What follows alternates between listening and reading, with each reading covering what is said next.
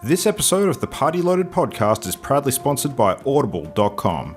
Check out their awesome catalogue of audiobooks with over 180,000 titles to choose from. And be sure to grab a free audiobook on us and support the show by visiting audibletrial.com/endgame. Let's party.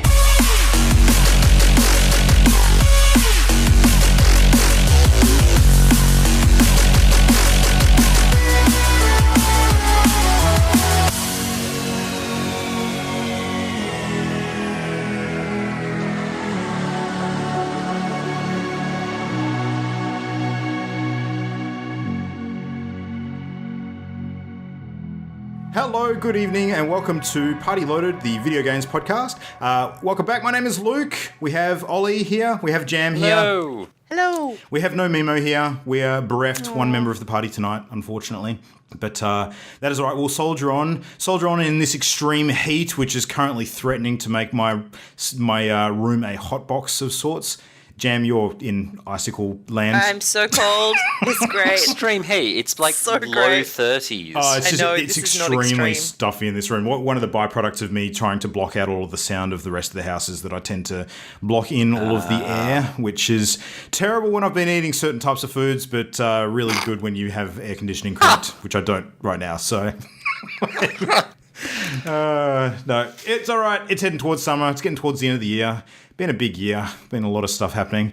But we've been playing games, so let's get stuck straight in and talk about some of said games. So I saw you playing some games, Jam, the other night. What have you been up to this week? Oh, the new Mellow Patch is out. Oh, yes. Yep. Yeah. So you rank now in multiplayer. I have made it to rank 2. This is the Art of Treason patch, isn't it? Yes, Yep. 1.5. It's cool. I purchased the 2 new boards. So there's an autumn and a spring. I've only seen autumn so far. It's absolutely stunning. And some of the bits and pieces that they've rolled out with the update. I'm not sold on the king's voiceover yet. So instead of the growls, he's talking at you and it's weird. But the multiplayer progression's fun. The new cards, some of the new cards are epic and just do wonderful things in the game. And I think we played 3 straight games in a row. Oh, wow. Yeah, and I wanted to keep playing. I've not seen all of this stuff sort of in person yet because I haven't played since the update went live. But the multiplayer progression, the impression I got from looking at that was that it worked very similarly to the character portraits in Overwatch. Is that a fair assessment? Well, you can commend people for the game, and if you get, I think it's 2 commendations, you get an extra star towards your leveling up. Okay. But yeah, basically different things such as winning, how many people you defeated, blah, blah, blah, will give you a different number of stars, and you need, well, that's what it looks like on the image, and you need a certain number to actually progress to the next level, which was really good. But I had an amazing game first up. Before the king had lost, I think, 3 health, I managed to get 3 spirit stone in 1 turn. Oh, I saw that. That was ridiculous. 4 to get through to heal the king. It was amazing, but people turned on me so fast and so hard. I was getting just punished, but I still won. It was a huge advantage, and it was such a freak series of events. So I was happy. No, Which is great. I've noticed that people are getting a lot better about protecting the king from someone shooting in with an early win. Yeah. Like we're all playing a little bit more defensively now, which is kind of good. Yeah. Remain aware of what others are doing and where they're at in the game. One thing that assists greatly is when you hit tab now, you can get the breakdown of how much rot people have, what their stats are, how much prestige they have, and how many spirit stones they're carrying. Okay. So you can see the progression at a glance and realize, they're doing really well. They're close to probably making an attempt and try and head them off. Distance to win condition kind of thing. Yeah. Yeah. But yeah, it's magical, and I cannot wait to play again. Nice. We got a little bit of Overwatch in the other night, which is sort of a bit same old, but arcade mode's still proving to be quite good, which is it's fun. quite fun. Yeah. Ollie, how's the Dishonored going? I finally got to play it. Yay! Nice. So amidst your busy week of work stuffs, how much did you actually manage to get in? I have played about an hour and a half-ish. All right. Which is not an adequate amount, but I wish to play more of it. I eagerly await your expert commentary on that amount of time sunk in. Okay, it is more of the same thing. End report. No.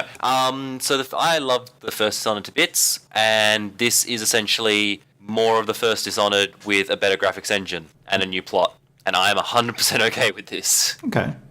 So do you need to have played the first one to understand what's going on? It helps immensely. Like, absolutely helps immensely. In fact, I basically say it's mandatory. Because otherwise, one of the main baddie persons, you're like, who the fuck is that? Where do they come from? And that's sort of explained in the DLC and the first game. Right. Interesting. Yeah, it makes a difference. So any new mechanics or game devices that have made an impression, or is it very much exactly the same?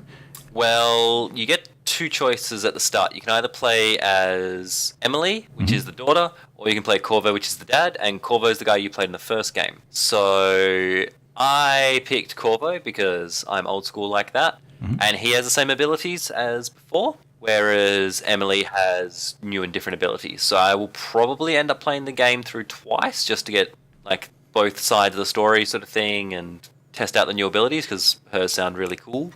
But as far as Corvo is concerned, it is more of the same. Right. And I am okay with this. It's like, have this delicious steak. You may now have a second delicious steak. That is acceptable. Oh, nice. So what time period's the game actually set in? I don't know if we covered this last week, but I'm a little unsure about that. It's a sidestep to Industrial Revolution era England. Right. So like steam engines are a thing, and like it's a bit more steampunky Industrial Revolution, but it is definitely like early 20th century, really late 19th century Industrial Revolution style thing. But the tech of the main characters is a bit more advanced than what you'd typically expect for that era. It's more steampunky because magic and whale oil. I'm not even joking when I say that. Right. Whale oil? Is this some sort of harbinger of... That is the main power source in all the games. Oh, really? Yep. Whale oil. Okay, interesting. All right.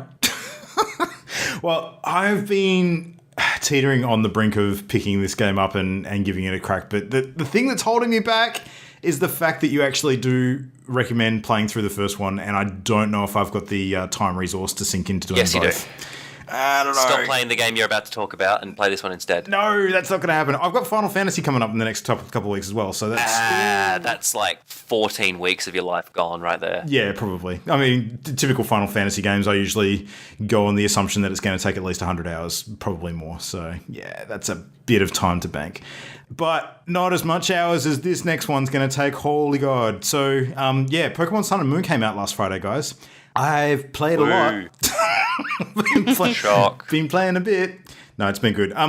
So, in summary, game is really, really, really good. And the reason why it's really good is because it's done the one thing that a lot of the other Pokemon sort of generational games has not done. And that's that it's actually changed up the basic formula a little bit. They haven't done that in a long time.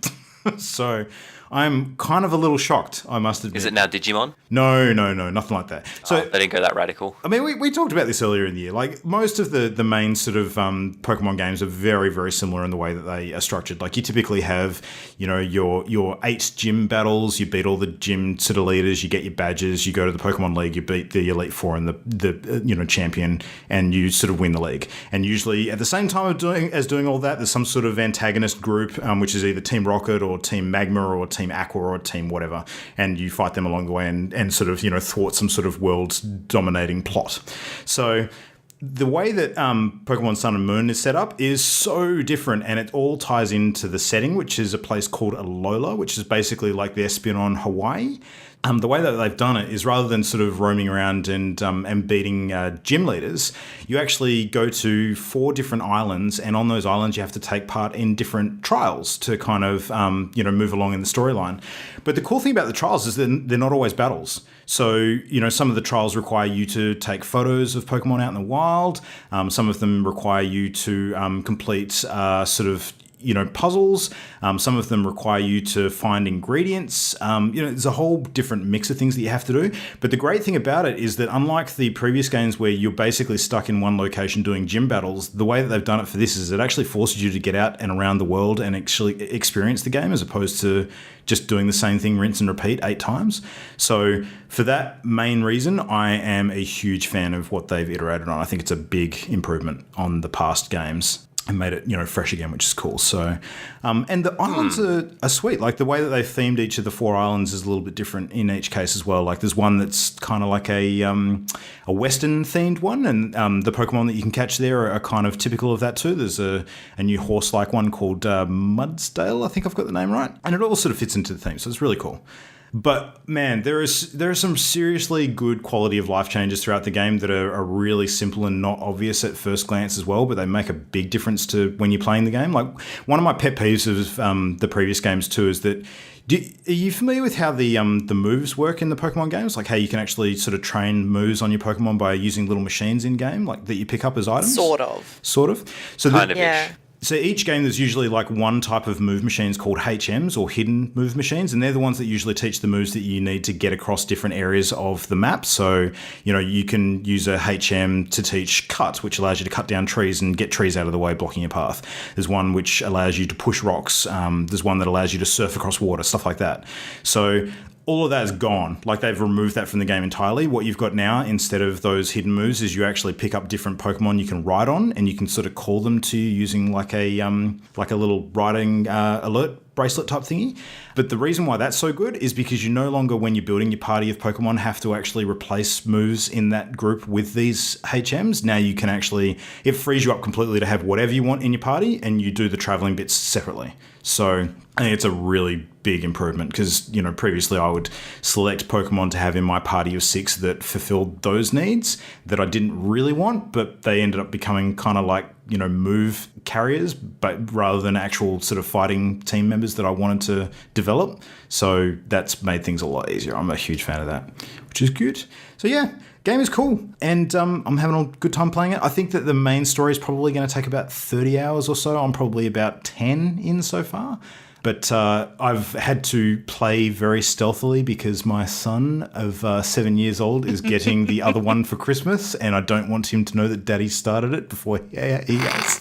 So why are all your guys so much stronger? No reason. No reason. I don't want to explain to him that, Daddy needs to play these games so he can talk about it on his podcast, because then the inevitable next question is, what's the podcast? Can I listen to it? And the answer to that, of course, is, not with the language we use. Is Ollie on there? Yes, pretty much. You cannot listen to it. Yeah. So that's a question I don't really want to get to. But this anyway, fucking guy. Yeah. It's fun. Oh, and there's one more feature that they brought back into the game, which is like one of my favorite things ever. Jam, did you ever see the Wonder Trade that was in some of the previous games? You ever used the Wonder Trade? Think so, no. So the Wonder Trade is basically like the slot machine of internet trading Pokemon. You basically put a Pokemon up for Wonder Trade, it throws it up into the ether, and then you bring back down one randomly that someone else has put up there, and that's basically how the trade works. So it's almost like a random cloud trade. But the cool thing about it is that people aren't always dicks and put up trash. Sometimes they actually put up good stuff.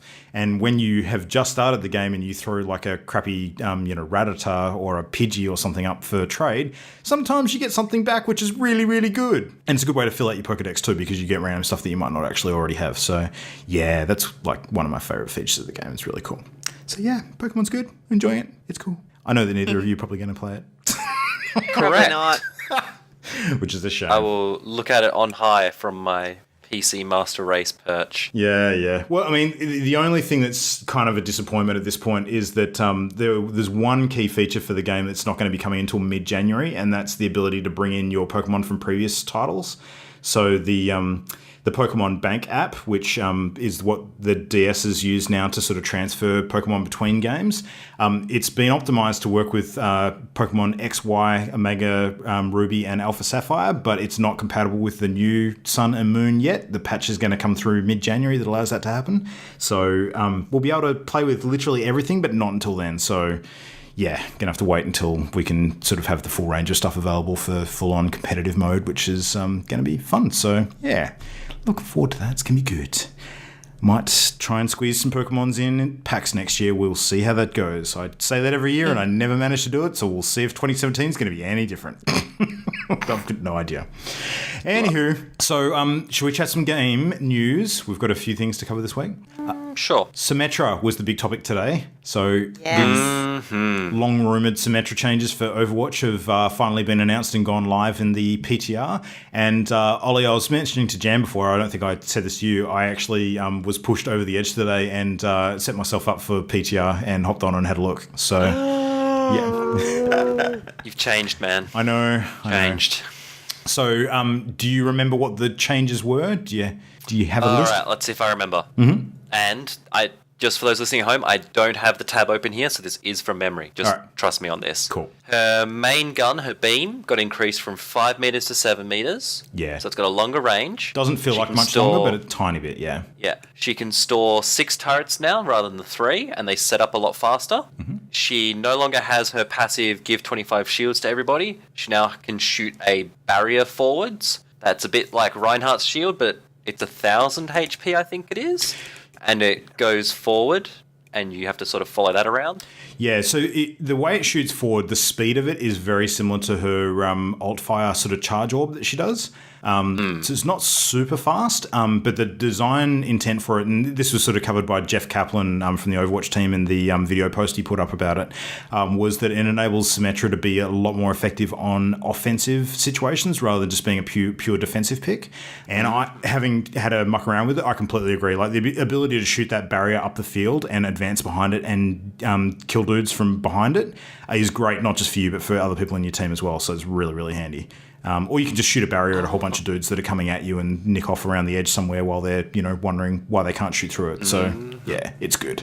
And her biggest change is she is the first hero in Overwatch to get a choice of ultimates when she gets her ultimate ability. Mm-hmm. So, previously she just had a teleporter. So that's been tweaked. Its HP went down, but it got a big shield health bar as well. So it's got less overall health. I think it went down to 50 health, but it's got 350 shield on it. So you can't just ping, because its health will recharge, which is good, because then they actually have to make a concentrated effort to kill it. And instead, if she wants, instead of placing down a teleporter, the teleporter works exactly as before, by the way. 6 charges, in you go, out the other end. Mm-hmm. She can put down what's called a shield generator, and I believe that has similar health to the teleporter. I could be wrong on that one. Yeah. But what it does is, over a very, very large AoE, I think someone said like half of most maps sort of AoE, or even like a third of most maps AoE, so a ginormous area.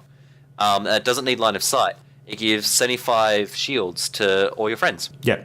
Which is significant. Which is huge. Yep. And it's really significant for her too, because she's usually pretty squishy, but with that up, she's actually a whole lot less squishy. So that's cool. Mm-hmm. Yeah. And for mad lols, apparently when you have multiple Symmetras, it stacks. Oh, really? I did not know that. Oh, really? Mm-hmm. Holy If you snap. have 6 Symmetras, you have 450 extra HP when they all go off. Jesus.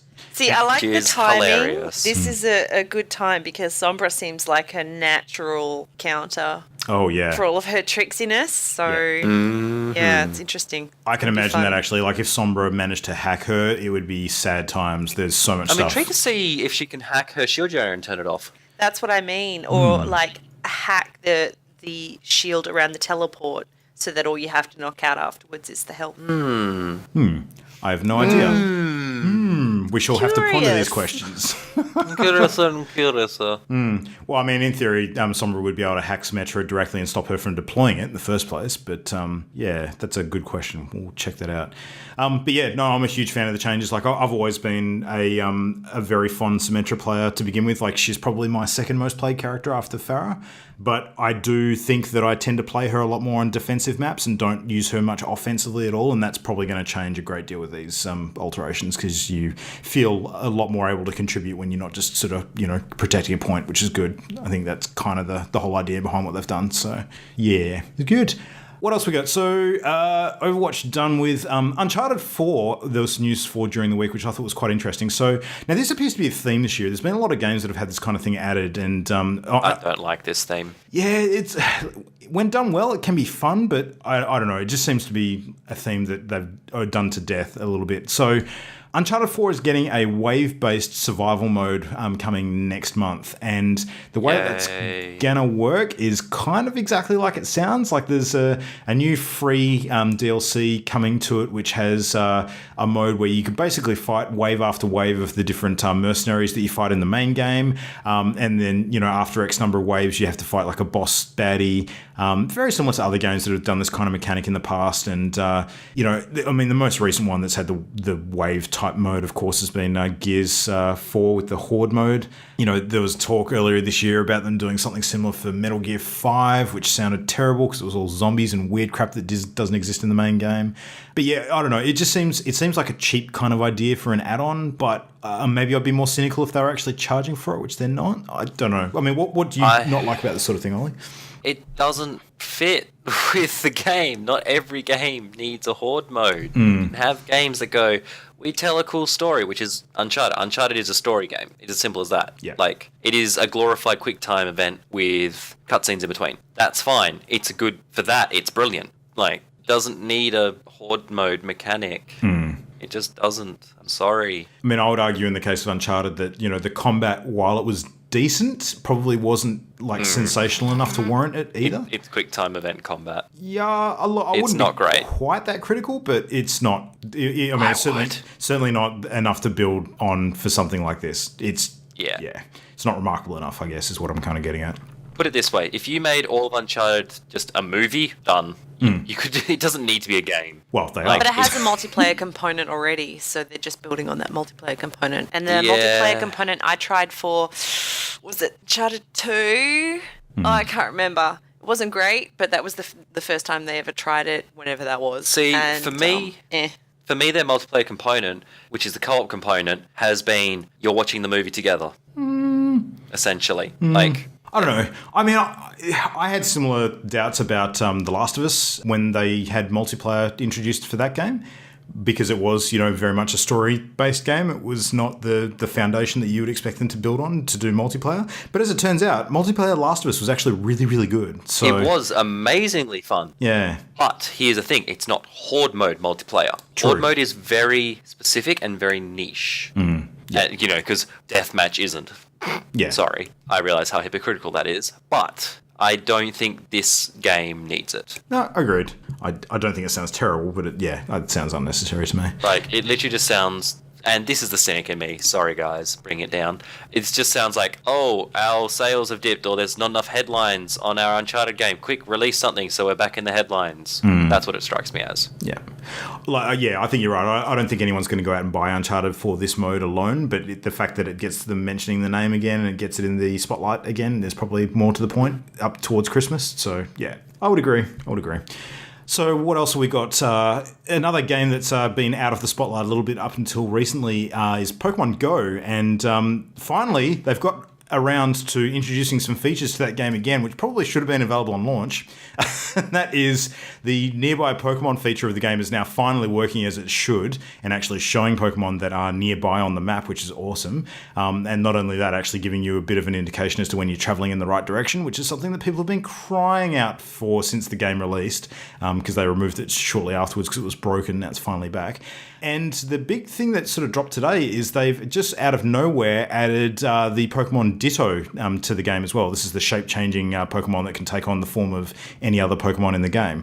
And the way they've done it is quite cute. So the way you find one of these things is you could actually be battling one of the other common style Pokemon, like a Pidgey or a Rattata or something like that. And then actually after you catch it, you realize, oh, what's this? It morphs into Ditto, and you're like, there you go. It wasn't what I thought it was. So it's kind of cute. It's an interesting way to introduce something that was otherwise not in the game before. So it's kind of answered the question as to when they were going to put that one in there. So, yeah. What I'm curious about, and I've not seen this yet, is whether when you challenge a gym in the game and you're up against like a super powerful sort of, rarish Pokemon, whether if you use Ditto, it sort of morphs into the thing that you're fighting or not. That could be interesting. Well, that's the whole point of Ditto, isn't it? Well, it kind of is, but it doesn't match the level of what you're fighting. So you'd still want it to be a decently powerful Ditto. It would only sort of match the types and moves and that sort of thing. So, yeah. I don't know. It might work like that. It might not. We'll have to check it out. But it's got a lot of people playing Pokemon Go again. And I mean, Pokemon's kind of the hot topic again this month. So it's not Say, surprising. oh no, Luke has to replay Pokemon Go. No, Terrible. I'm not going to though. I'm kind of I'm all goed out. Don't believe you. I'm back onto the regular mainstream stuff now. Don't believe you. I believe when I see it. I don't want the Diet Coke of Pokemon. I want the full Coke of Pokemon. Why not have both? Because Coke infusion. I ended up bloated with Coke. Basically, the Pokemon. God. Oh God. What else? Telltale. Telltale's been in the news a little bit lately, and leading up to the Game Awards at the beginning of next month, where they are expected to make an announcement about the new season of the Walking Dead game. Now, did any of you guys actually play the Telltale Walking Dead games? Like, Ollie, I know you're not big on the Telltale games in general, but Jan, did you ever get I to haven't that? played a single Telltale game. The I'm the worst. first season. The first season. What did you think of the first season? Oh, I loved it. Yeah, it was super good. I believe I own second season. I just haven't got around to playing it yet. Oh, really? Okay. I've always considered The Walking Dead to be kind of the franchise that Telltale kind of hung its hat on for a while. Like, it was the one that really made them the name that they are now. Yeah, absolutely. Yeah. So getting back to that, I think is super good. But there's one thing that made me nervous about the announcement that they're doing Walking Dead Season 3, and that's that they've announced that they're using the new game engine that they debuted with the Batman game. Yeah, and you well know my thoughts on that, given my recent experience. Know everyone's thoughts on that. So I think it's got a lot of promise, but they need to make it work and not broken as shit. So I don't know what's going to happen with that. But anyway, Season 3 is going to set the times line ahead about 4 years, from what I understand, where Clementine, who's the main character, is kind of be going to be... Spoilers! All right, she's still in the game. That's the only thing I'm going to say. That's a spoiler in it itself. It's The Walking Dead. Jam, if you see any ads for this online at all, you will see the picture of this character. I'm not online, Luke. I've removed myself from She's online off the for the line. last She's off 2 the years. grid. All right. Anyway. I kid. Yeah, so it's set a little bit further forward. That's all I'm going to say. It's called A New Frontier. Take from that what you will, and it's coming out on all the different consoles as per usual. So that's what the Telltale games typically do these days. So there you go. Mid-December sometime. Apparently there'll be a video preview of some sort at the Game Awards when that streams live, so we can check that out.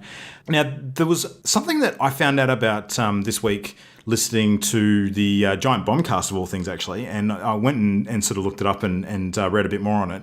Are you guys aware of the new Google Earth VR game or VR program that's been developed and launched? No. Have you ever seen this? I only know of it because of work. So what do you know about it from work? I know that it's a thing, and they're planning on doing it with all the major landmarks and stuff like that. Yeah, so And it's really cool. That's about all I know. picture being able to put on a Oculus Rift and sorry, not a Rift. I think it's Vive that they've launched it for. I'll have to check that. I imagine it'll be many platforms over the time. Yeah. I doubt they'll make it a singular exclusive. It's as of right now, it's only available on the Vive. They're planning on making it available on other platforms, and of course, Google's got the Daydream coming out as well, so that would be the obvious fit for that. Mm-hmm. Yeah. So basically, what it does is it allows you to use the Google satellite technology to exactly what you just said a second ago, Ollie. You can zoom in around the world on different landmarks. And look in different areas of cities and sort of put you down at ground level for an eye view of those different locations, similar to the way that they take photos of all of the landscapes. Yeah, and do that sort of from the comfort of your lounge room. So I think that's a super cool idea, being able to do that. Mm-hmm. Yeah. Agreed. I quite like it. Getting more into the the consumer, general everyday VR use rather than just gaming specifically. But there's some interesting applications games wise that you could sort of dream up from that as well, which is cool.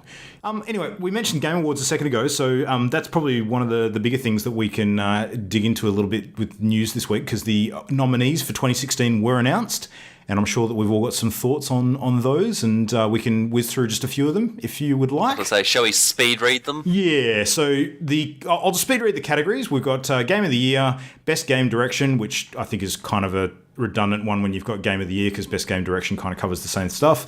Best Narrative, Best Art Direction, Best Music Sound Design, Best Performance, Games for Impact, Best Independent Game, Best Mobile Handheld, that's again super weird category, Best VR Game, new one this year, Best Action Game, Best Action Adventure Game, don't understand why those both exist. Best RPG, best fighting game, best strategy game, best family game, best sports racing, best multiplayer, most anticipated game, trending gamer, best fan creation, best esports player, best esports team, best esports game. So, there's a lot of stuff there and some really, really interesting games throughout. I think looking at this entire list, the thing that stood out to me immediately was, holy crap, we've had a good year. I was about to say that. 2016 has been a fucking good year for games. Oh, hell yeah. Yep. So, I mean, you were mentioning before as well, Ollie, that some of the categories you just couldn't pick who you think would come out on top, and I agree. I think there's some very tight categories in there. Well, pick one. What do you think is super tight? What was one that you would... The one that stuck out for me the most was, where was it? The best strategy game. Mm-hmm. You've got Civ 6, Fire Emblem's Fate, Banner Saga 2, Total Warhammer, and XCOM 2, all fighting it out. Every single one of those games is a brilliant game. Yeah, agreed. Yeah, it's super tough. Like, the only one I haven't played is Sid Meier's on that. I've played every other one, yes, including Fire Emblem. I've been sneaky. And they're all good. Every single one of them. There's no, clear, that one shouldn't be in there. Or they're all, yes, play these games. Yeah. I think most anticipated game is also, for me, stood out as being incredibly competitive because you've got God of War, Horizon Zero Dawn, Mass Effect Andromeda, Red Dead Redemption 2, and Legend of Zelda Breath of the Wild. Yeah, They're all so keenly anticipated by so many people. It's have incredible. To say, the only one I reckon that's probably... I would say the top three for that were Mass Effect, Red Dead, and Zelda. The other two are anticipated, but I reckon the hype for the other ones is a lot more. See, I would actually say that I think two of those don't belong on the list at all.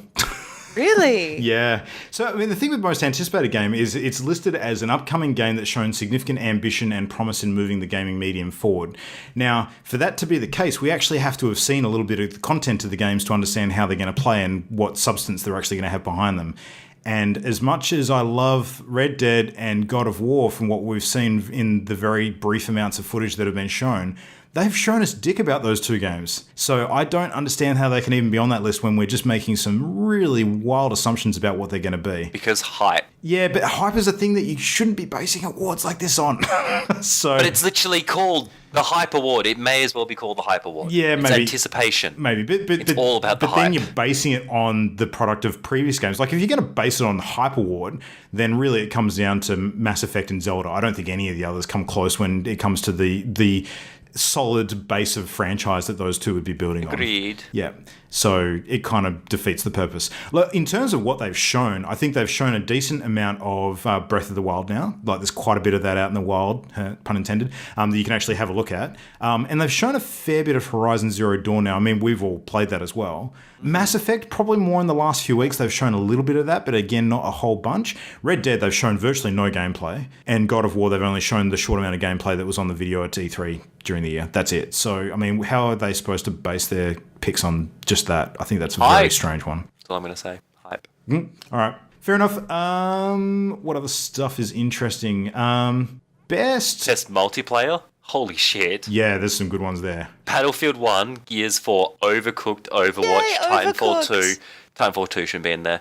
And Tom Clancy's Rainbow Six Siege. Mm-hmm. Again, good fucking luck picking one out of that. Do you know the one that's really got me scratching my head is Best Art Direction for Outstanding Creative and Technical Achievement. So they've got Abzu, Firewatch, Inside, Overwatch, and Uncharted 4. I look at all of those and Uncharted 4 should be in there. Crap. Are you kidding me? Yeah. Oh, no, animation. No, sorry. If it was just artistic design, I wouldn't put it in there, but for animation, I would. I would put it in there for all of the above. But anyway. Contenders. No, It'll be interesting. Yep. It's going to be super interesting. Do we want to just have a crack at what we think will be picked as the game of the year? Not necessarily which ones we think deserve it, but what will actually be picked? The game of the year? Yeah. Uncharted. Well, here's the nominees. Doom, Inside, Overwatch, Titanfall 2, no chance, and Uncharted 4. Mm-hmm. I think Uncharted will take it. You think Uncharted will take it? Okay. What do you think, Ollie? I feel like Uncharted will take it, but I really want Doom to take it, because Doom is just so fucking fun. Yeah, so I mean, it's got to be the best experience across all creative and technical fields, though, so it's a tough one. I don't reckon Inside will get it. I'd be very surprised if Inside will get it. Titanfall 2 has no hope in hell. I don't even know why it's on there. Overwatch potentially, but See, I think this is the distinction between Game of the Year and Best Game Direction. I think Overwatch has an excellent chance at Best Game Direction because it's creative Agreed. vision, direction, and Yes. design, Yes. and they're Agreed. just such a complete package there. Yes. But Game of the Year, I just think Uncharted offers a lot more. If I was to look back on 2016 and think about what game has actually defined this year out of that list, though, I think that Overwatch probably would get the pick. So, given the amount my of... money's on Doom. Yeah. All right, so... I'm going to put my money on. I'm going to put my money where my mouth is. I reckon it's Doom. All right, so Ollie's picked Doom. I'm going to say I think Overwatch will get it, and Jam, you're going Uncharted. for Uncharted. Okay, well, this is going to be interesting. I mean, they're all Yep. definitely good games. Doom has the best gameplay out of those, whereas Uncharted has the best story and technical stuff, and Overwatch has the best design elements and whatnot. So it'll be intriguing to see which one. And then Titanfall 2 wins it. What? Yeah, which hasn't been out for I'm just that excited long, so. to see Inside and Firewatch and I'm some really amazed amazing smaller games Inside in there. is on there. I'm genuinely amazed Inside is in Game of the Year. If that game won it, I would have a smile on my face. I'm not expecting it to, but I would smile. if Oh that yeah, won it. I mean, Inside is a super amazing game. It's just probably not quite broad enough to be the obvious contender in a couple of these categories. But it has gotten the nod a few times. I mean, it's been nominated Yeah. for Best Narrative as well, and Best Art Direction, and Best Music and Sound Design also. So 4 different categories nomination a game like that. Oh, Best Independent Game it's on as well. So 5 different categories. That's pretty remarkable for a game like that. Seems alright, eh? Yeah, not bad. So alright. the one thing that I got out of looking at all the games on this list as well is there's a few that have escaped my attention that I've realised I actually really want to go back and play. So I have still not played Oxenfree. I really want to check out Oxenfree. That looks like a fantastic game. Titanfall 2 I'm kind of keen to have a look at. Thumper is another one that I'm really keen to have a look at. So I've never even heard of Thumper.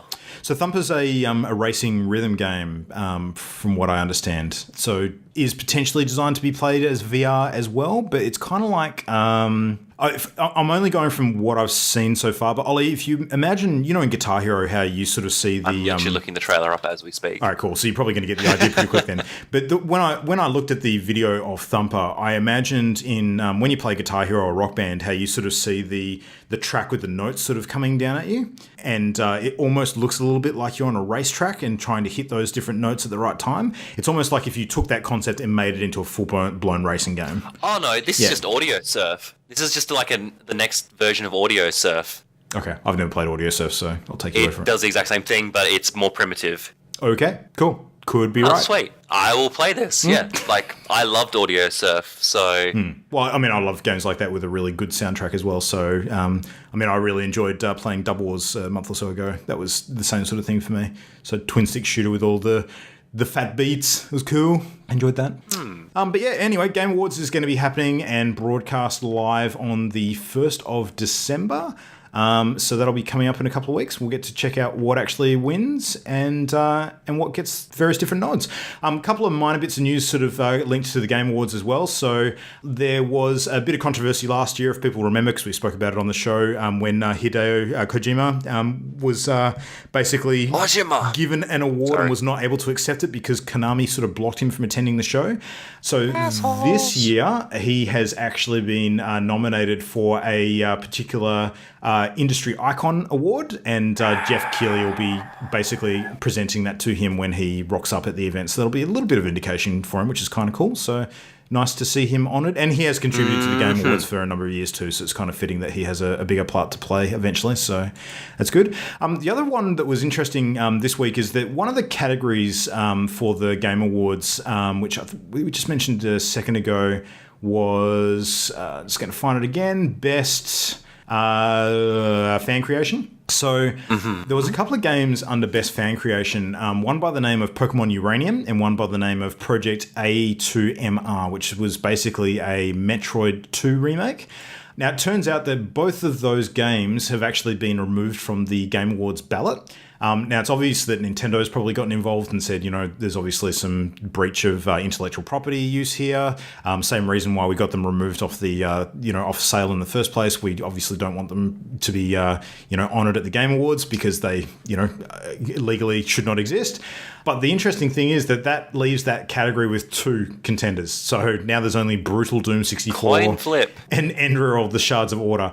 And I don't know if Brutal Doom 64 is also sort of taken off the original Doom franchises sort of stuff. So is this a case where we've got projects inspired by games of other companies that are still okay, but the ones inspired by Nintendo are not? That's kind of weird. But, I mean, from a legal sense, I understand why. Yeah. It's a bit of a crappy thing to happen to that category, but I guess they've been consistent with the way they're protecting their property, which is only to be expected. Mm-hmm. Yeah. So yeah, that's the Game Awards stuff. Looking forward to seeing that. It's going to be good fun. It's cool. Right, so we have a little bit of unfinished business this week to attend to. So we've had a valiant effort for the last couple of weeks of trying to get through all of the excitement that we faced at PAX. And we have not covered quite everything yet. There's a few indie games that we still wanted to touch on and give a little bit of info on our experience sort of trying them out. So we're going to get through the last of it tonight, and that'll bring our experience at PAX Aus 2016 to a close. But yeah, last week we covered the Indie Showcase winners. And this week we've got a few extra games that I think Jam's had a look at quite a few of these too. So do you want to kick off with one of them? What do you got on the list? Yes, absolutely. The first one that I wanted to talk about was Birdskip-Ball. Mm-hmm. So which of you guys played that with me? No. I did not. Neither of you? No. Damn it. Okay, so I played it with 3 others from our group. It's hilarious. Did you see it on the show floor in PAX Rising? Yes. I did not see it during PAX Rising, but I've actually seen it this last week because I think it was Rooster Teeth were actually playing it. Oh, really? Something they were doing online. Yeah. Oh, I can see why. It's just hilarious. Made by Waintron and really basic graphics. So black screen, 2 little pixel birds, or 4, depending on which game mode you're playing. And sort of some blocky sections that represent goals or obstructions. And your little bird that you control flies in arcs, and you can give it speed boosts. And if it encounters the tiny little blue box that is the ball, it automatically picks it up and starts flying away with it. And I you head towards Jamie. the goals. I did play it with you. I just looked up the screenshot. I'm like, I played this. Sorry. It was fantastic. Oh, it's because Dave and I trounced you, isn't it? No, we won. No, Dave and I won. Okay, maybe I played it separately as well. Yeah. Because Dave and I beat you and Mimo. Both of your memories are hilarious. Jamie's just very selective because we lost. We may have played with different people because I played with Dave. Also entirely possible. You basically, if you encounter another bird who has the ball, you can grab the ball off them. So it's just a zip around the screen in awkward arcs trying to hurl the ball into the goal and avoid the other birds flying at you. It's so cute. It's just local multiplayer, but it is available on Steam. Mm-hmm. I think at the moment it's only $3 US, and it's hilarious. We had a lot of fun playing. So that's a good one to look out for if you want some good party games. Price seems quite reasonable. I really like games like this where they take a super simple idea and make it something that's amazingly fun. Yeah, and they've got like a level creator now. You can actually cooperatively build the level as you play, which is amazing because you could just create insane variations. Oh, so much fun. Yep. Another one I know I played with you, Ollie, was Kieru. Do you remember that one, the black and white ninja? Yes, I do. Yes. That was incredibly fun. That was sweet. Genji Simulator 2016. I did see this one from afar, so I'm curious. Yeah, it's an amazing concept. It's still in early stages of development, but basically it's a competitive fighting match, but the entire level is just 2 shades. It's Sin City as not fuck. even truly shades of colour. Is this the one where one of them hides in one half and the other hides in the other half? Yeah, Yes. so the level is either pure black or white in all of its sections. Mm-hmm. And the characters are also pure black and white. If you're a white character standing in a white section of the environment, you literally cannot be seen. Unless you're bleeding. That is the only other colour in the game. There's Hence splashes the Frank of Miller red. reference. So it's just incredible because you're trying to move around the level, spot those flashes of like just disparity in the distance, that means someone of the opposite team's crossed your color and become visible very briefly. Get over there without yourself crossing into their color, which makes you more visible. It was really cool. Such an amazing concept. So question, what actually prompts you to move out of the safe area of your own color and chase the enemy? Couldn't you just sort of stay? The need to win the game. Stab them. Yeah. You can hurl shuriken from Yes. standpoint, but it's not as effective because you can move around quite quickly. There's also sort of it was like a teleporty kind of move. You can shuriken, you can slice, you can do a charged slice, which is like your traditional like anime, like go through one single cut sort of thing. You can do a dash sort of ability, and then there's the whole being invisible in the colours. And there's occasionally a train that came around and murdered people. Oh, I didn't see that. We played Probably 'cause it 2v2 killed as you. well, so basically, if my friend was in trouble, I'd also be more inclined to leave my shadow if I'm dressed in black and help out. But yeah, really cool. Made by Pinefire Studios, and I'm going to keep an eye on this.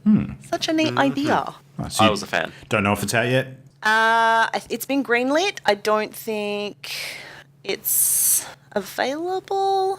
I'll have a look. Okay. Tell me about Mellowdrops, guys, because this is one I've heard heaps about since the event, but I have not gotten a chance to play yet. I love Mellowdrop. It is very cool. So I fell in essentially, love last year. I did not. So essentially what it is it's a little 2D puzzle platformer where the main gimmick, if you will, is when you can rotate what you see on the screen, so the entire field of view that you have, the entire game world that you have, you can rotate 90 degrees each step. And when you do, physics happens, so objects will fall, your person will fall, that sort of thing. Okay. And you're trying to collect various items and whatnot to unlock a door for each level. And so you basically are navigating through a level. So, proper context. You're a little kiwi bird and you're trying to collect your eggs. It's adorable. I was being neutral. It's adorable. It's so cute. So I have the game. I love it. I haven't had a chance to play it a lot, but it's great. And it looks like it gets quite complex. So I'm keen on playing a lot more. You also get an idea of the time it took you to complete your level, how it stacks up worldwide. I really like that. Yeah, it's neat. You finish one and you're like in the 40s and you go, yes, I am a winner. But yeah, got to try and smash that sometime. It's so cute, and it was so great to see the progress that had been made since last year, where they just had some more basic levels available at PAX. It's out now. It's out on Steam. It was released this month. It's currently $10 US, and it's really cute. If you like puzzlers with neat little mechanics, check it out. Yes, and it's on iOS, so if you want to play it on like tablets and phones and stuff, you can. Cool. Very cool. Well, the next one on the list was one that Imogen and I were both going to talk about, but minus her tonight, pretty much leave it to me. So did you guys get a chance to look at Evergreen? Yeah, Nope. I watched Imogen play a smidge. So this was... I had a really brief conversation with what I assume was one of the devs, I'm not actually sure, about the game. And I kind of got the idea that basically they came together one day and talked about a whole bunch of different game ideas and then sort of jokingly said, why don't we just make a game about, growing a tree? And then they realised as they spoke a bit more about it that was actually a really good idea for a game and they ended up making it. So anyway, so they made a game that is like a super, super relaxing kind of, chill zen kind of game where you're basically growing a tree across different environments. And the way the tree works is you actually sort of unlock different tech when it comes to sort of growing the tree. So you guide the roots sort of down and, the branches up in different ways. You're also sort of combating gravity as you do it. There's different environment challenges as well. So different levels can have like wind and lightning and different sort of storm elements that can affect the way that your tree grows. So you can, basically unlock lots of different new bits and pieces for your tree as you sort of go along. You can have different leaves, new types of roots, new bark, all that kind of thing. And yeah, it changes the way that it looks aesthetically, also changes the way that it actually grows. And yeah, you can kind of play it as like a sandbox type game, or there's actually a story that you can follow as well. And, actually grow the tree during different sort of parts of history. And it's a really unique idea. I thought it was just totally different to anything I'd seen before, but really beautiful. Like it just looked great. It looked like a very nice chill game, which I would happily take another look at. So yeah, that was my take on Evergreen. So what did you think from what you actually saw, Jam? Did you see? I didn't see a lot, but it looked good. It looked like an enjoyable game if you've got time on your hands and you just want to see how things go. Yeah. It's a weird one to sell the idea on for people. It's like, it's a game about growing a tree. What the hell does that mean? What do you actually have to do fair, to grow a tree? people play farming simulators, so it doesn't surprise me. No, that's true. And it is kind of like taking that sort of concept to a much more micromanaged level. But I like what they've done with it. It looks really good. Yeah, So. Imogen does too. She loves it. She's following it very closely. Cool. All right, what else we got? What else did you get around to? Some others that I didn't get to spend a lot of time with, but I've got several honourable mentions because I think they're really neat ideas and there might be people out there who are keen on hearing more or looking it up themselves. One of the VR games that I saw but didn't get a chance to play was called A Township Tale. Mm-hmm. And it was a big sort of, looked like it was going to be, it's still in early stages, an open world sort of multiplayer RPG. Okay. So you can wander around, encounter other players, which looked hilarious in their demo. They had these big cartoonish faces, gather things, craft, all of the usual RPG open world things. So that was really cool. They were testing the build and showcasing it, but they hadn't finalized much because it was in early stages, so they weren't even sort of fixed on the textures they were using or anything like that. They just wanted to show the idea off, and that looked really neat. Another one which Imogen and I checked out, and I don't know if you guys saw this. Did you see Quinoto? No. I saw it in passing. I didn't get a good look at it.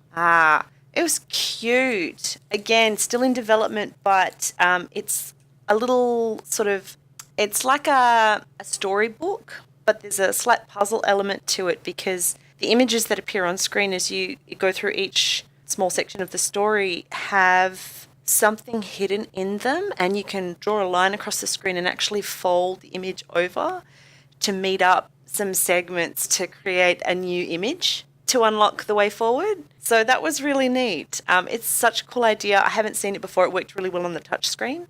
And it was adorable. It was a very sweet little story. So that it looks like a good sort of kids game, I think. Okay. Yeah, I thought that was cool. Another one that was really cool, oh my gosh, was Rivalry. So that's been developed by a 14-year-old. Oh, wow. And yeah, it's in early access on Steam. It's pretty neat. Basically, it's these two ragdoll characters on screen, and you equip your character with your chosen weapon, and then you take turns moving them in like a duel sort of format. But the way that you're restricted is that this big circle appears around you when it's your turn, and as you move, that circle depletes. So it kind of represents the limitation of the amount of movement you have for that turn. And so you position your character slightly with weapons out, and then the other character has their turn, and their ragdoll sort of moves in, uses one weapon to block and the other to try and find an opening, and then they run out of movement, and it's the first character's turn again. It's such a neat idea. It's so impressive for a 14-year-old. Man, I love that we live this. in a world where like an independent developer of that age can actually get to the point where they're exhibiting at PAX. That is so good. I know. He was there with his dad. Man, exhibiting. That makes me tens of thousands so happy. Of people. Makes me so happy. Yeah, so you can get access now on Steam. It's $3. His name's Q McParlane, and I think it's just fascinating that he's presenting at PAX. Yeah. Pretty freaking cool. Yeah, and it's such a neat idea too. I haven't seen anything like it myself. I don't know if you guys have. Nope. Not sure. I'm going to try and get him on the show. I think we need to talk to this guy. That would be really cool. Yeah, awesome. Another one that we've mentioned before from the Perth Games is Bramblelash. I actually finally got hands on. So neat, so cool. Had quite a few people around the stall. So that's the sort of multiplayer cute little cartoony game where you progress through the levels with a sort of a bramble line strung between you and your friend, and you sort of maneuver it around to kill enemies or to wrap up the other team. Really cool. So glad I finally got to play it. And Putty Pals. Did you guys see Putty Pals? Again, saw, didn't play. Yes, ditto. It's cute. Yeah, I didn't get a chance to play because we ran out of time, but it just looked really cute. It was one of those, like The Incredible Journey of You and I, which was there this year as well, that Imogen and I played last year and loved. And me. Thank you very much. I played with both of you. And you. Yeah. A cooperative two-player game where you have to use each other's abilities to get through the level, sort of puzzly in a sense. And I want to check that out more because I'd really love to get a go. Nice. It's cute. And one other one for the educational types out there, Joko's World was one that looked really good for learning about the world. It has like a bird mascot, and basically you can use the game. It's a little sort of Where in the World is Carmen Sandiego-ish. I was just thinking exact same game. Oh my God. Yeah. You can basically select different play types, but it's sort of trivia-ish. There's a globe on screen, and you can swivel it around and zoom in on it, and you either use the search function of, like, it'll give you a map and say which country is this map from, and you have to locate it, or it'll give you the outline of a country or a capital city, and you have to identify the country. It's just a sort of a geography learning tool, but it was made really well. Like, it functioned really smoothly. It looked appealing. I think it would be a wonderful thing for young people to learn more about our planet. That was really neat. So if you're interested in that, definitely look it up. Joko's World, Joko. Cool. Yeah, but those were the ones that caught my eye this year, in addition to the ones we've already mentioned. Yeah. So many good games this year. It was. And some of them were tucked away in some slightly harder to find locations. So one of the areas that I sort of stumbled across throughout the weekend and may have missed if it wasn't for the fact that some of the theatre halls were up there for the various different panels. There was actually like a VR free play area located upstairs near where the Diversity Lounge and a few other bits and pieces were, that had some really, really interesting looking VR games up there. Ollie, did you get a chance to see any of those? Like particularly the one that was actually built with the green screen? Yeah. Yes. So do you remember the name of any of them? I've been racking my brain trying to remember, like particularly the one that actually had the player standing in like virtually like a curtained off box. But I cannot for the life of me remember what that game was called. Terrible. No, I've actually... We are the worst. I've looked at... We are actually the worst. We are the worst or VR the worst? We are the worst. No, VR's cool, man. Don't diss VR. I've looked on the app and I can't find it either. Oh my God. I was just about to load the app. Yeah. Look, it's actually... I do know the one you're talking about. It looked really cool. Well, it's labelled as the VR free play area, but I know the game must have had a name. But anyway, so long story short, the setup was that basically it was one player at a time. They sort of stepped into like a green screened, chroma screened box where they would exist in the box and sort of, step around a very small amount of space. So you only had sort of maybe 2 or 3 feet on all sides that you could actually move. And you would basically mime the actions of using all the weapons in game, and you would be able to pick up. You kind of situated behind like a barrier, like a sandbag sort of trench of some sort, and you could pick up rifles and shoot them at people. You could fire a pintle-mounted Gatling gun. You could pick up rocket launchers and actually shoot them. It was very much like a military kind of shooter, but the whole point being that it places you in the full environment, and you actually have to do the full range of actions when it comes to firing each of the weapons. And the way they'd set it up was actually really cool from the outside, so people could actually look at the complete picture of the person sort of being put with their green screened image into the game, and see the full range of stuff that they're fighting against and the weapons they're using. And it was up on the big screen as well, so it was really, really cool. But yeah, Ollie, what did you think when you saw all that? I think the main thing that sold it for me was seeing that the motion of the controllers replicated the gun or the weapon they were using. So they would always have a firing hand, and the other hand would sort of be like the ammunition hand. And so they would have to clip in that other one for their clip, or load their RPG in using that controller, which I thought was a very cool way of using the movement controls. Yeah. So I was a fan. I liked what I was seeing. The other interesting sort of VR related one they had on display was the Omni Tread. So the VR kind of circular treadmill that's designed to allow you to sort of stand in the middle and actually physically walk around in the game world while having Did you try it? No, I didn't hop on it. Because if I'm being honest, like looking at it being used by a bunch of different people, I kind of decided that it did previously look kind of cool to me, but I was not sold on it when I saw it up close. So I think my issue with it is that I see a device like that as being largely there to kind of increase your immersion when it comes to that sort of VR gaming, like to be able to walk around and do all that sort of stuff.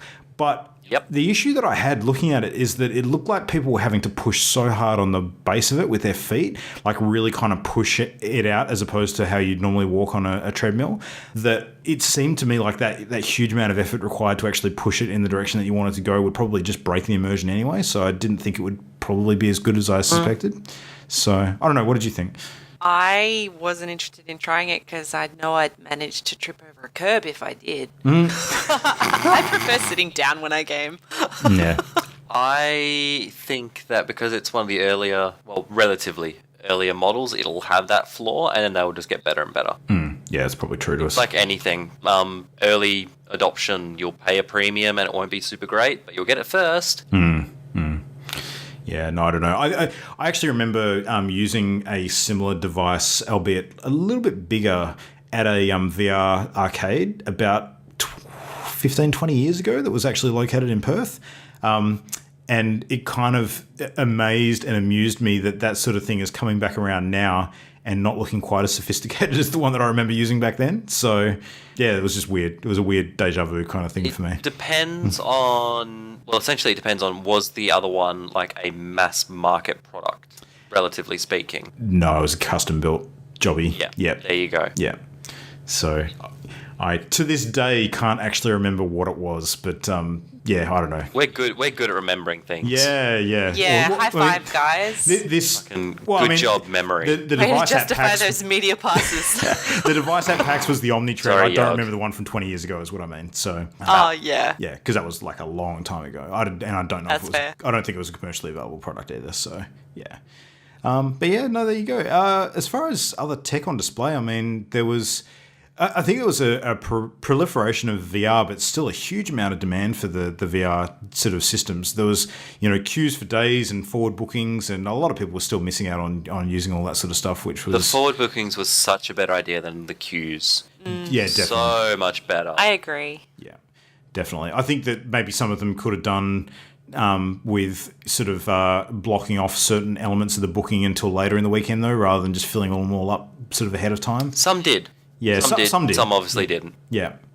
But yeah, no, it was good. I think the trend with VR that we're going to continue to see, and PAX has only kind of solidified this in my mind, is it's going to be a really, really great attraction for people to have available in public locations rather than for everybody necessarily purchasing their own.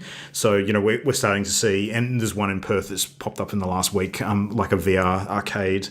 That has sort of been opened up somewhere that people can, go to and, play a range of different games using their equipment there. And I think we're going to see heaps of those sort of open up around the place because people won't want to wait for just one event per year like PAX. There'll be constant demand for that sort of thing. So would not surprise me if that sort of stuff is ongoing. But yeah, so that was kind of PAX. I mean, is there anything else you guys wanted to touch on just before we wrap up? I think we've covered a huge amount of games across the entire event now. Is there anything you can note that we've missed? Can't think of anything. No, I mean, I missed a lot of all of the panels this time around. I just went to the Megathon bits and pieces. But yeah, lots of good board games were played and purchased by friends, which is great. Yeah. I love the tabletop area. We don't talk about it much, but it's fabulous. I got some pretty shiny dice for D&D. They were really cool. Yeah, Jesus Christ. So sweet. Machine cut aluminium, two-tone, something, I don't know. Yeah. Triple-digit dice. That's all I'm going to say. Nerd jewelry, basically. Yeah. Yeah. I can't talk. Yeah, it was good. I miss it already. Yeah, absolutely. No, so I mean, my general feel in sort of consideration to other PAXs is that the VR presence was definitely felt this year. I think that the way that they reorganised the hall to actually have tabletop a much bigger part of the whole venue was really, really cool. and having a lot of the merch areas sort of down the back, so you have to walk through the tabletop to get to it, I thought was actually quite a good idea. But yeah, no, the event felt as good as it always does, and I'd highly recommend anyone who's considering going to PAX Australia to head along next year, because we will be there again for sure. Definitely. Yeah. Forever and always. Well, I think they're locked into the Melbourne Convention and Exhibition Centre for the next 4 years at least, minimum. So you can... I don't think there's a bigger venue in Australia that could even handle it. No, I don't think so. and I don't think they want to move it out of Melbourne either, so... No. Because it's good a choice. good place. Yeah, absolutely. No, it's good. So convenient to get to. Well, I mean, even for people like us who live in Perth, it's not super inconvenient once you've flown there. Yeah, exactly. Yeah. Minus the flights. Yeah. Exactly. But I mean, again, I know I've said this for the last couple of years in particular, I think it's really reminded me how strong the independent games development sort of is in Australia. Like you go to an event like that and the AAA stuff is really interesting, but the indie games and the PAX Rising area in particular is what I really love spending my time on. And I think that that's far more interesting to me personally than a lot of the big devs. So, yeah, there you go. So that's a PAX, and that's probably a show. So we've covered tons of stuff this week, and more to come. And we've got a bit of stuff coming up towards the end of the year to see things out with. Our review of the delayed party game of the month, Push Me, Pull You, is coming up not next week, but the week after. So that's real soon. In which we actually did get a chance to play a little bit of at PAX, but we'll hold our discussion on that until the appropriate time. Yep. Super, super interesting. But yeah, and we will be back next week with more fun stuff to talk about. But in the meantime, if you want to get hold of us, please do. You can send an email through to mail@partyloaded.com. We are on all of the different social medias. So Instagram @partyloaded, Partyloaded Show on Twitter, Partyloaded on Facebook as well. And if you haven't already and would like to, because we'd appreciate it a great deal, if you listen to us on iTunes and enjoy the show, please hop on and give us a positive review, because they really help in getting the show up there and noticed by people in the world. So that would be great. We've also got stuff going up on our YouTube channel all the time, so check that out also. You can search for Channel Endgame on YouTube, or just go through the link off of the main show blog at channelendgame.com or partyloaded.com. You'll find the links at both places. That's a whole bunch of contacts with a whole bunch of links. Guys, what's on this week? What are you playing leading in? Dishonored. Dishonored, actually getting some decent time into the game? Yep. Nice. The end. Jam, what are you doing? Probably some more Overwatch and Civ. And yeah, I don't know. I haven't thought about it. D&D. Yeah. Yeah, a bunch of stuff. I'm just trying to check when the release date for Final Fantasy 15 is, because that's going to be something that will dominate a whole bunch of my time coming up real soon. Here we go. Final Fantasy 15 release date. When is it? 29th of November. That's coming up real soon. All right. And that's when we say goodbye to Luke. Yeah. Possibly. So I think I might be safe for next week's episode, but after that could be a bit of a touch and go situation. We'll see how that goes. But I've got tons of Pokemon to play between now and then anyway, so there we go. But I'll Overwatch with you. And Jen, we've got to finish off our Civ game as well. Yeah. And more on Mellow. Sounds good. All right, well, let's bid each other adieu, and we'll play some games, get back to you, What'd and you call me? chat about it next week. I called you a dew, as in wet. Good night, everyone. Bye. Laters. The Party Loaded podcast is a Channel Endgame production. For this and more great gaming content, bookmark channelendgame.com.